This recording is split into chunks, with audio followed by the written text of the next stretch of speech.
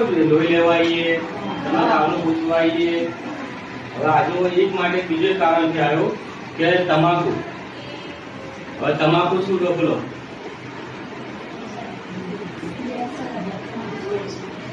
વ્યસન છે, તમને ખબર છે ને? તમાકુથી શું થાય રોગ?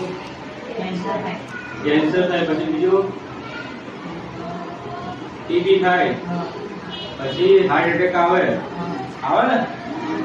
તો હવે તમાકુ ખાવાનું કે નહીં ખાવાનું? તમારા પપ્પા તમાકુ લેવા મોકલે? સિગરેટ, બીડી, ગુટખા, પડીકી લેવા પણ પપ્પા મોકલે? પછી તમને રૂપિયો 2 રૂપિયા આપે વાપરવા? એનું તમે શું લો? રૂપિયા 2 રૂપિયાનું?